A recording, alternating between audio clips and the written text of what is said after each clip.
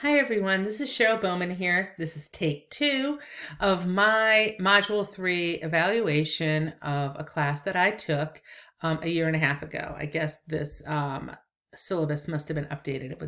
I had just saved it in my Google Drive, but I did take this a year and a half ago. The class was Creativity and Innovation, EDU 905. I took it at Wilson College in conjunction with EduSpire. So I am going today be comparing this class to our national standards for quality online teaching. Let's go back. Oops, this is where I want to be, right here.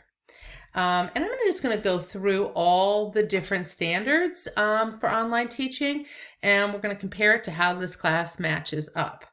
First of all, course overview and support. This class by Jeff Mummert really does have what it needs in an overview and support in the syllabus. It has 2 places to contact the professor. It has a course description right here. It has the learning goals, what the required coursework is in a nice simple outline, and the readings and the grading scale. And then it does have a schedule with these same links that were up above, with the same modules, but just a little more information. And my favorite part, how long Jeff thinks it's going to take me to finish each module. I like that because I'm busy, and just like you guys. We work full time, we're taking classes, and we're probably involved, and I remember what you all were saying in your introductions, and a million different things. So it is nice to have someone tell me about how long they think something is going to take. And so I'm going to flip through these pretty quickly here, get to the bottom. There was a final project. I'll talk about that in a little bit later. Academic integrity statement, classroom conduct and policies, and at the very end here, accessibility accommodations, as well as support for research technology and library if I needed it. So I'm going to go back up to the top here. So overall, the overview and support for this course, I found this to be top-notch, exactly what a person would want as a student, and I appreciate it as a student. The only thing that standard had that I didn't see here was that there was no orientation for taking online courses, but I believe there was something through EduSpire or Wilson College. When I first signed up for this class, they asked if I needed support. I kind of, in the back of my mind, it's a little fuzzy, but I think that did happen. Let's go on to standard B, which is content. And let me get us to the beginning here. So I am in this class right now through Schoology. But it's not being taught right now. So the only thing we're really going to be able to look at and see is materials, because the only member is, I just joined it just now to show it to you. So I'm the only member, and there's nothing over there. So here we know we saw the learning goals and outcomes. We have our different modules here. I'm just going to take us through some components of one of the modules as we look at content and the instructional design and the assessments. Okay, so we're going to just do all 3 of those things together. Those are standards. What did I say? Content is standard B, instructional design is C, and then assessment is D. So we're going to do B through D kind of all together here. And I'm just going to pick module 3 as a random module. We can see that there's a discussion board up here that all participants can be talking and discussing it, and we were required to post in there. You can see that there's different things that are just resources, and there's things where we're going to be doing assignments, and it says how the points are rewarded for each different thing. And I'm just going to show you, I'm just going to click on a couple of things to show you what they're like. This is the Game Jam rubric. So first of all, Jeff taught us a game that we could play with our own kids for review or for whatever we wanted to do, called Game Jam. And then we learned about creating our own rubrics.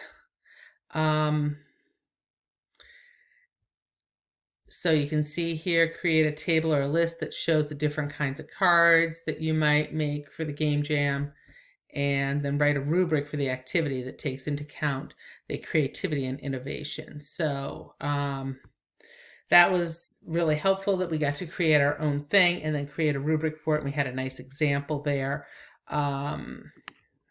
So I think that, let's see, that's the discussion board. There's nothing, I mean, I can show it to you, but there's nothing there.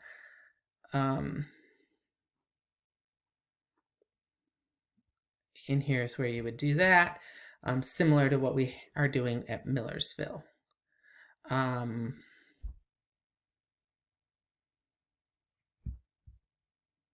This one here, you can't evaluate creativity using a standardized test.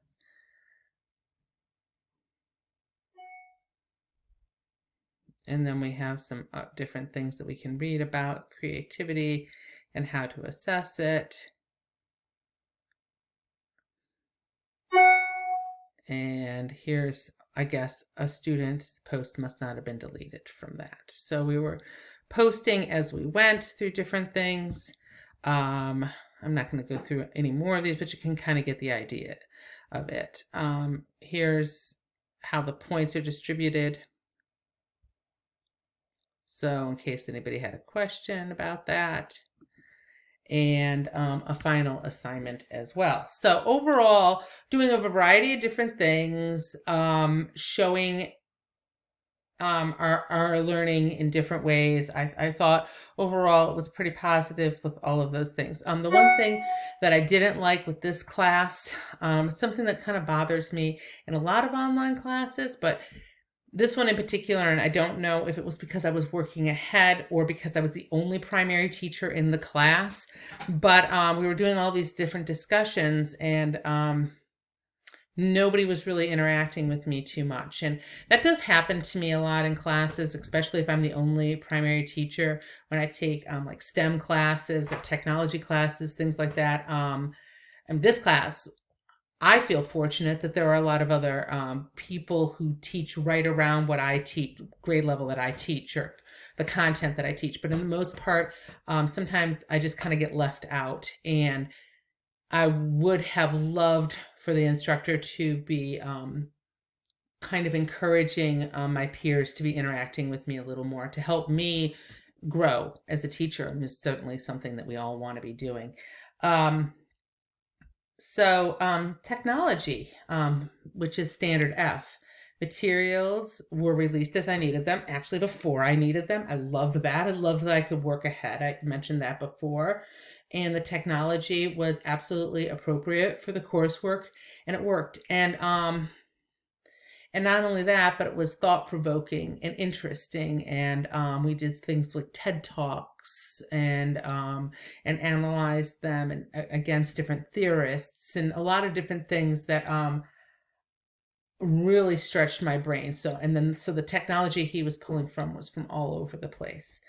The course evaluation, there was just a written course evaluation.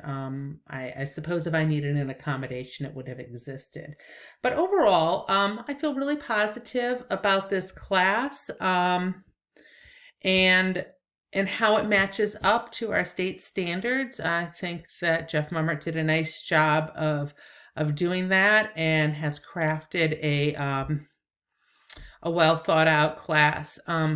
I think it is interesting that this is a class that he taught last year to me, but I'm pulling it up and it's for this year. So it doesn't look like the content has changed. I'm seeing some of the exact same assignments in the Schoology and in the syllabus. So all he did was really change his dates in here from when I had taken it a year before. So, I mean, that would be my only criticism, is that he should keep up to date on what he's instructing, but that's just an overall one. It has nothing to do with how it works online. So overall, I actually really like this class. I would recommend it to everyone. I thought it really helped stretch my brain a little bit and help me grow as a teacher. But anyway, so that's my evaluation. Thanks.